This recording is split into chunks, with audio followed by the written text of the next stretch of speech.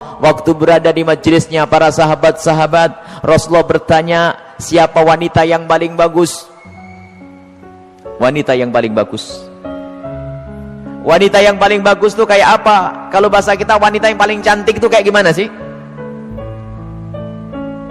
Para sahabat Nabi bingung menjawab. Ada yang ngomong mungkin dalam hatinya berkata, mungkin sholatnya ya, mungkin puasanya, mungkin semuanya pakai mungkin. Pada bingung, pada noleh ke sana kemari, tidak bisa menjawab wanita yang paling mulia itu seperti apa. Sayyidina Ali juga tidak bisa menjawab.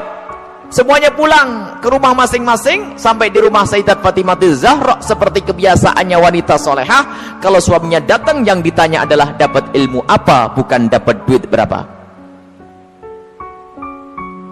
Sayyidat Fatimah Zahra bertanya, wahai suamiku, apa yang kau dapat dari ayahanda? Apa yang kau dapat hari ini dari Rasulullah? Lah ini kalimat yang harus dibiasakan oleh para istri tuh. Bang, dapat ilmu apa? Kan begitu. Sayyidina Ali menjawab, kami dapat banyak, cuman kami juga dapat pertanyaan yang kami semua tidak bisa menjawab. Pertanyaan apa? Wanita yang paling mulia itu seperti apa? Wanita yang mulia itu seperti apa? Dijawab oleh Siti Fatimah Zahra, aku yang punya jawabannya. Apa?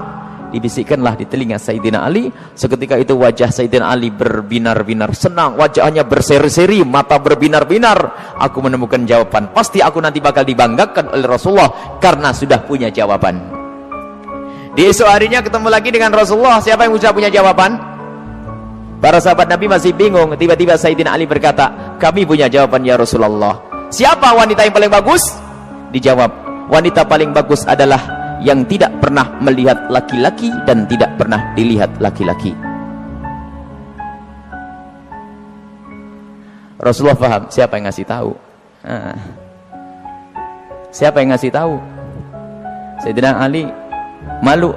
Yang ngasih tahu tentu orang yang paling dekat denganmu ya Rasulullah. Sayyidat Fatimah Zahra yang membisikkan bahwasanya wanita mulia adalah yang tidak pernah melihat laki-laki dan yang tidak pernah dilihat laki-laki. Maknanya apa? Bukan tidak melihat seperti ini, maknanya apa? Kalau dilihat laki-laki nggak senang. Dan kalau ada laki-laki tidak penasaran, siapa itu? Oh hidungnya, oh bukan itu rendah. Dan wanita mulia adalah di saat dilihat laki-laki itu merasa tidak nyaman, bukan malah goyang pinggulnya yang dientakannya. Ini wanita-wanita rendah, malu kalau dilihat. Kalau merasa ada laki-laki memperhatikan, merasa risih, itu iman di dalam hatinya, itu kemuliaan, itu wanita mulia. Itu maksudnya, bukan lalu menutup, tak boleh dilihat, aku harus di kamar saja. Bukan, keluar dengan cara yang wajar, dengan mahram, dengan kelombongan wanita, dan danannya tidak pamer, yang sederhana. Akan tapi lihat, di saat diperhatikan laki-laki merasa risih hatinya.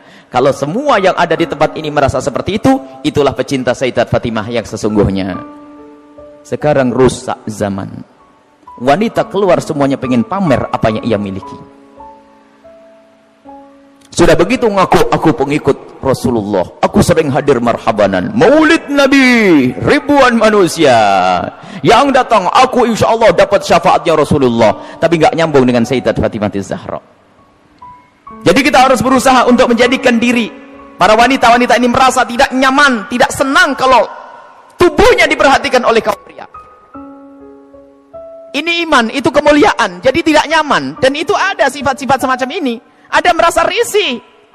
Ada yang Masya Allah kalau sudah diperhatikan merasa, waduh wajahnya mulai putih, kuning, hijau tuh.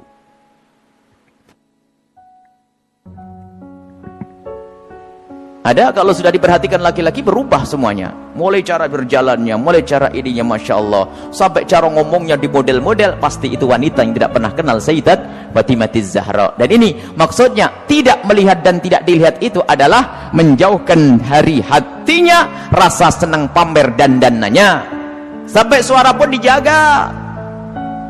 Suara dijaga Sayyidat Fatimah Zahra, suara dijaga, dan rasa malunya sangat tinggi Sayyidat Fatimah Zahra. Sangat malu, pemalu beliau itu.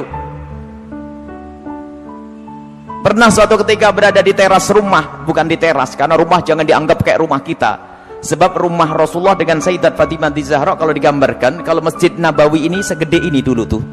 Masjid Nabawi kurang lebihnya seperti ini, seperti Masjid Taqwa ini sebelum dikembangkan.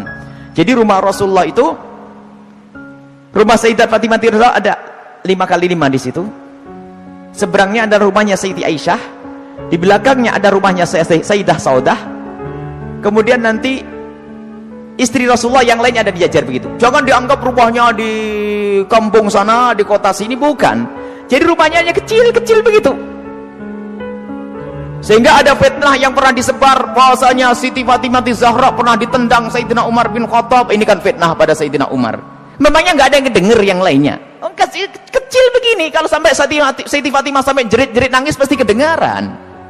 Ada ya sekelompok orang yang berdusta mengatakan Siti Fatimah Zahra meninggal karena dipukul oleh Sayyidina Umar bin Khattab, perutnya sampai keluar. Ini lucu cerita ini. Dipikir rumahnya itu di kampung sana ya, kampung sini, bukan. Itu loh rumah Siti Fatimah. Kalau ada di sekitar masjid ini, mepet.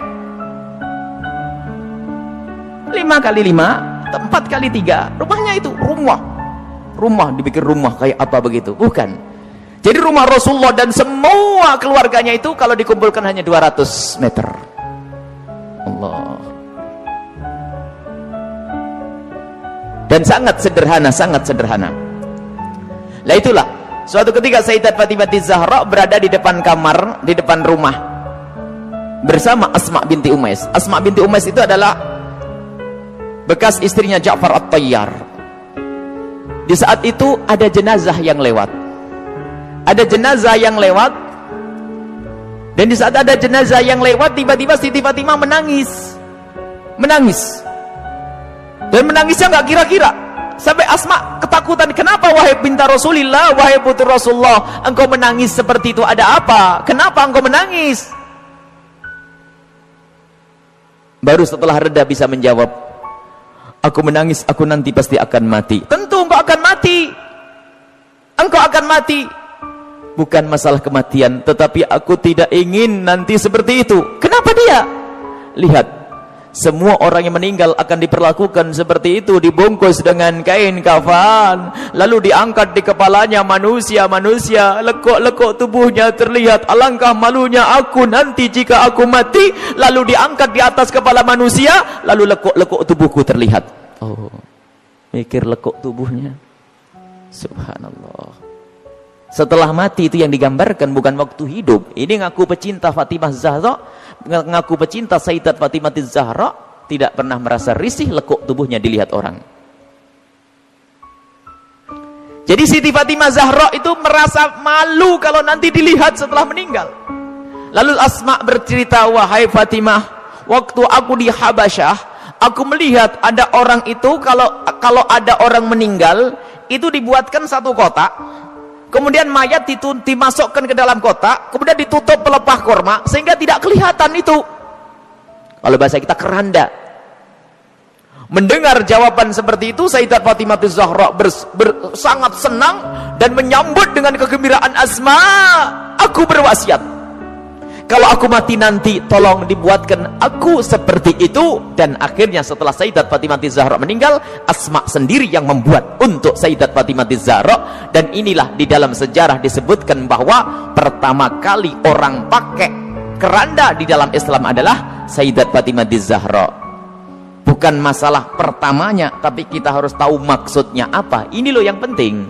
Maksudnya adalah menjaga kehormatan. Padahal juga nggak apa-apa orang mati kelihat auratnya pun tidak dosa.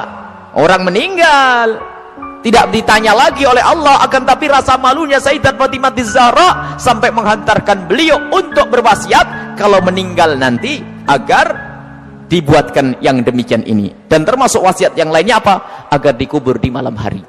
Tidak ingin, masih ingin, takut kalau dilihat oleh orang. Inilah Sayyidat Fatimah Zahra. Jadi rasa malunya luar biasa. Dan ini pendidikan dari Rasulullah SAW. Memang kita harus banyak mencontoh beliau. Rasa malu ini mahal. Kalau sudah malu ini dicabut dari seseorang, maka semuanya akan dilakukan dari keharaman. Rasa malu ini kemuliaan, malu yang sesungguhnya, malu kepada Allah, malu kita melakukan kemaksiatan, dan malunya seorang wanita itu adalah kemuliaan. Siti Fatimah adalah suri toladannya. Subhanallah.